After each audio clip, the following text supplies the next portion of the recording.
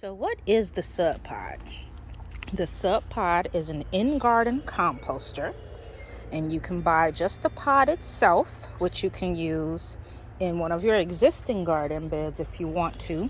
You can even put it in ground if you have the space, or you get the Subpod Grow Bundle, which came with this really nice raised garden bed, 17 inches high.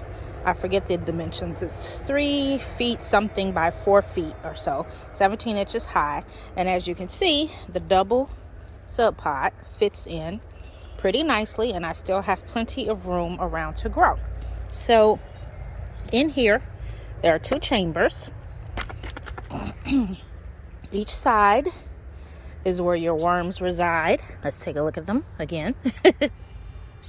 They're doing their business, getting settled in. And this is where you put your garden waste. Right here, it tells you about your food scraps, your dry carbon or paper, and how to aerate. We'll get more into that later because obviously I don't have anything in there yet to show you. And it can process or compost approximately 40 pounds of food waste per week. That turns into usable compost that not only feeds this bed, but that you can use in the rest of your garden. So let's go back and take a look at how I set this up. I am finally assembling my Subpod. I put the bed together. I put the actual Subpod composter together. Now I am filling the bottom of the bed a bit to just get it even, so that the Subpod sits a little bit above the height of the bed. So that's just part of the box, and I'm going to use some of my various scraps that I saved over here in this bed. Perfect. Okay, so I'm using the culture method of filling this bed like I did all of them. Now all of these beds, all of them, are about half filled, except this one. I left this one a little deeper with soil, with these wood chips. When I got the delivery from Chip Drop last year, it was a truckload, and I mean it was a lot. I'll put a picture here. So it was enough to do the floor, enough to half fill all the beds, enough to put some over around the side of our house over there by the trees that you can't see, and I still had enough to post on Facebook and ask people to please come get it and take it away. So this time I don't have that much. These are chips that I purchased because I didn't need much. But what I do have, as mentioned, are these garden scraps that I saved from when I finally ripped out all of the dead stuff a couple months ago. It's nice and dry now, and this is perfect compost. I didn't have any diseased plants or anything like that. So I'm filling this bed about half full with these. And after that, what I'm going to do is take these buckets here of used soil, because I'm not going to use many of these buckets this year, and I'm going to dump that in the bottom of the bed. Then I'm going to make sure the first the top 6 inches or so of soil is fresh new soil mixed with compost and fertilizer. Okay, so I'm going to continue on. I'm so happy to be able to use most of this up. It's awesome. I'm going to save a little bit to actually go in the actual compost bin.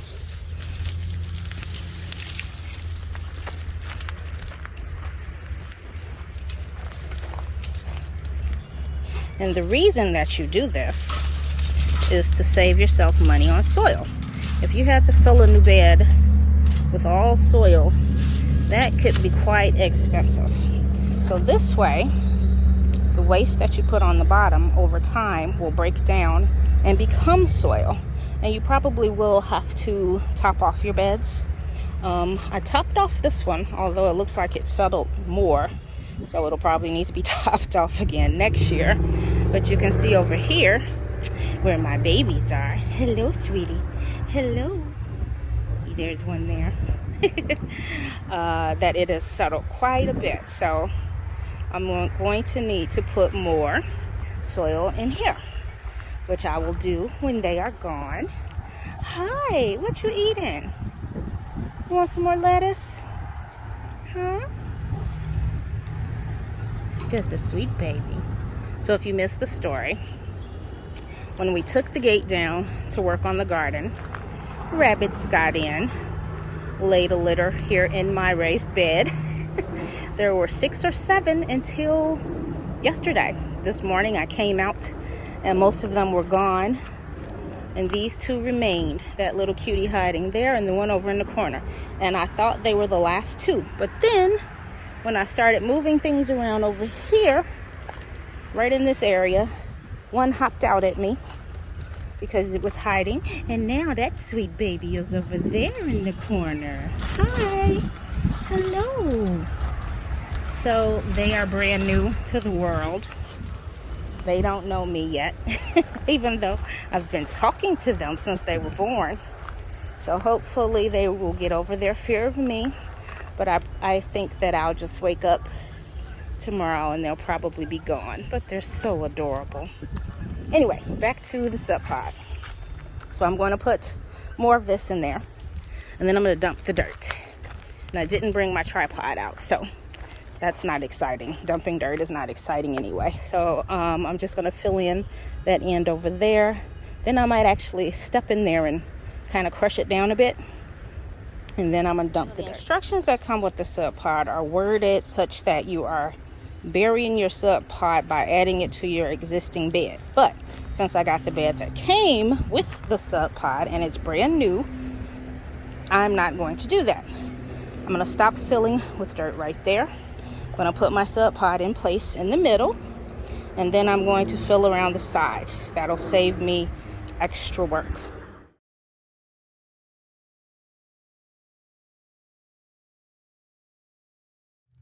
So we are about to do something that I have not done since I was a kid. Play with worms. I'm setting up my Subpod, getting the worms in there and situated in their new home. And my shipment from Uncle Jim's Worm Farm has shown up. So let's get going. But before we do, we need to prep the bedding. So Coco Core is a great thing to use, and this actually came free with my order after coupon. So I need to hydrate it. This is a brick. If you haven't seen a brick of Coco Core, they come like this or much bigger. I actually used quite a bit when mixing up my potting soil. So I'm going to crack this open and get some water on it, and we can watch it expand.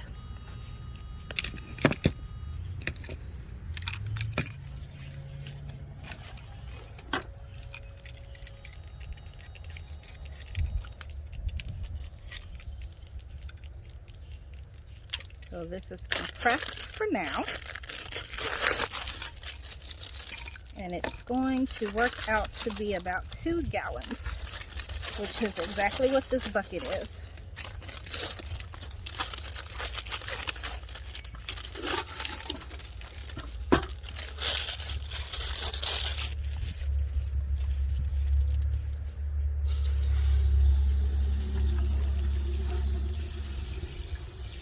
As soon as you start putting water on it, it will start expanding. That's probably a good amount for now. Let it sit for a moment.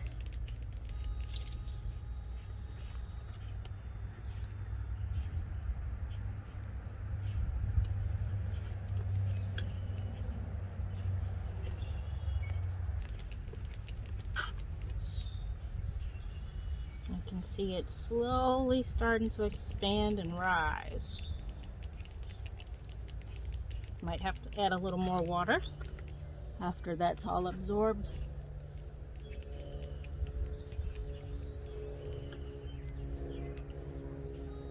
It's okay to help it along. It's usually helpful to help the water get to the middle. Or you can just let it sit. But if you're impatient, see all that water's gone already. If you're impatient, then you can do this. You add more water.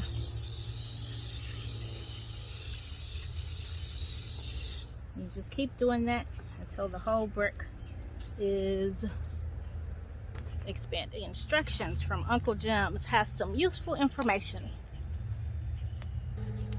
The insert from Uncle Jim's has some useful info on worms, which is great for me because I'm new to this. So it says it's been about 4 days since they've had any food or water. By the way, they're in here. And they will regain their original size and strength within 2 days as long as they receive the instructed amount of hydration. So what to do first? Worms should be introduced to a new environment as soon as possible. I just got them about 20 minutes ago. I'm working on doing that right now. How do I introduce them to the lawn and garden? Loosen the soil, but we're putting them in the Subpod, so we won't worry about that. My worms seem really small and half dead. Should I be concerned? It says worms are shipped in bone-dry peat moss to absorb all moisture during shipment. This helps keep the worms from freezing in the winter and interestingly enough, keeps them from overheating in the summer. The worms can lose up to 70% of their body mass and weight during a 3 to 5 day trip through the mail. Don't be alarmed, this is normal, and the worms bounce back within a couple of days once settled into their new home. I put the worms in my composting bin and they're now crawling out. What did I do wrong? Probably nothing. For the first few days after shipment, your worms will be restless and busy. We recommend placing a light directly over the open bin for the first 24 hours. Worms don't like light and will be forced to burrow deeper into the bedding to escape. I don't think we have to worry about that. We're out in the sun. But this results in an accelerated adapting period. In rare occasions, restless worms can be a sign of hunger, dry soil, or some other discomfort. Make sure your bedding is as moist as a wrung-out sponge and keep the temperature between 40 and 84 degrees. Don't have to worry about that either. It's in the 70s out here. The worm population can double every 90 days. Wow. Can I ever have too many worms? No. That's good to hear because there are 2,000 worms in this bag.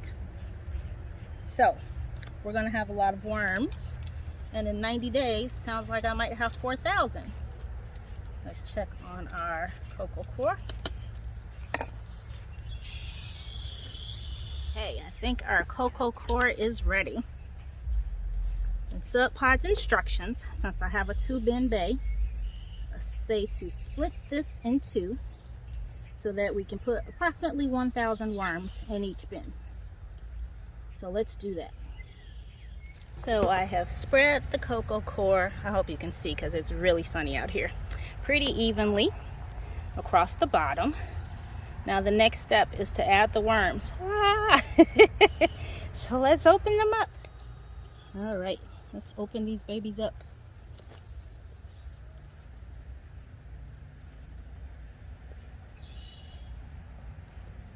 I don't have any nails anymore. Let's get under here.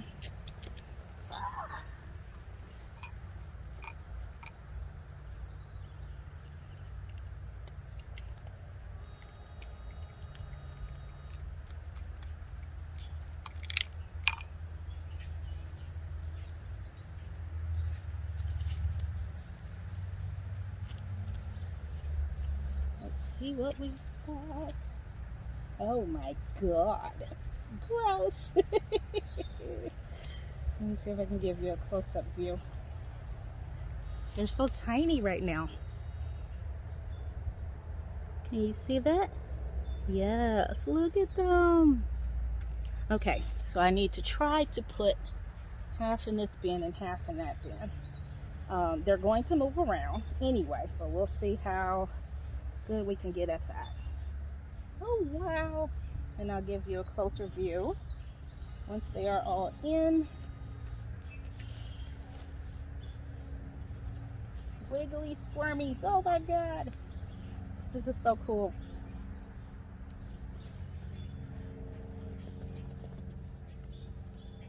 Scraggler there.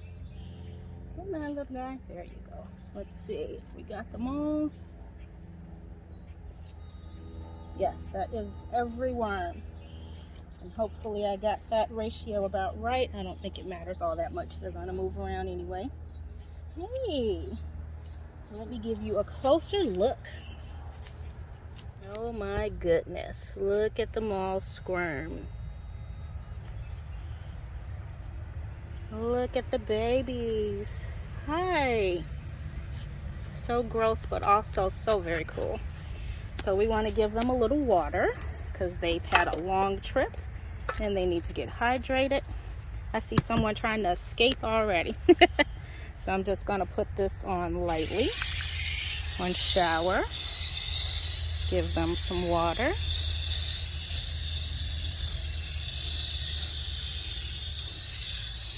Okay, and the last step for right now, per the Subpod instructions, is to hydrate their worm blankets. Let me show you those. That's these here. So I'm going to stick them back in the same bucket that I used for the cocoa pour and give it a good soaking.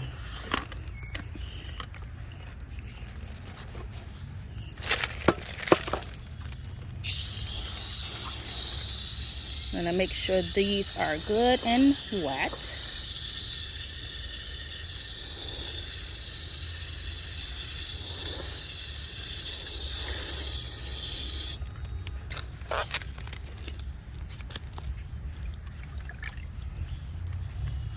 And these actually came with the Subpod. One for each bin.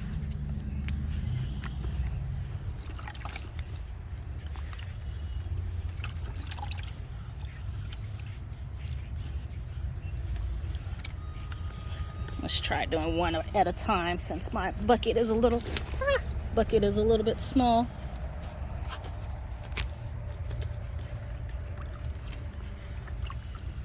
You don't want any dry spots in there.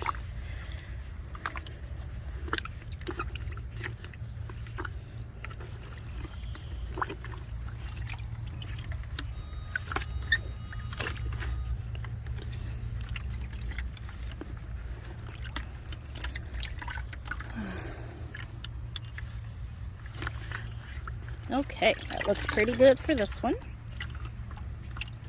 I'm going to wring it out just a little bit. Now we're going to take this over and lay it on the babies. This keeps them nice and cozy. Wrong way, I think. There we go. And warm and hydrated. So now I need to do the same thing on the other side. Let's get this one a little more hydrated.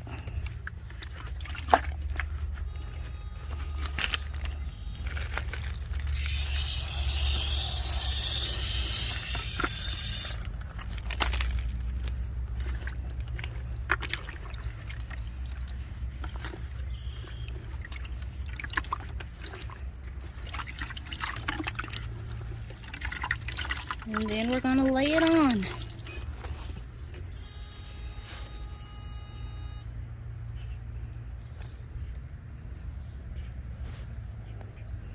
And there you have it.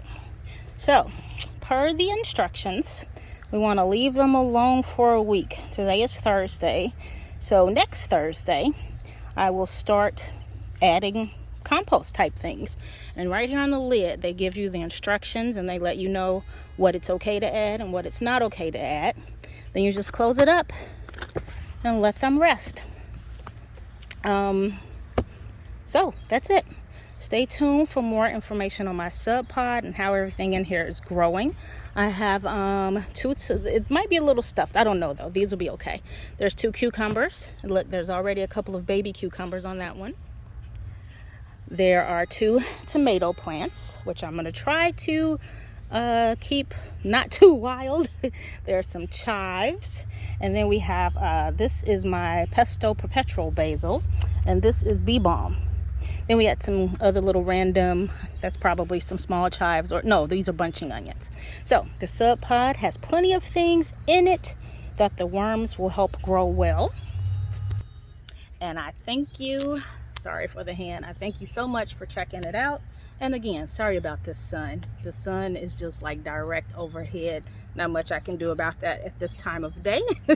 But thank you for tuning in. Please stay tuned for more.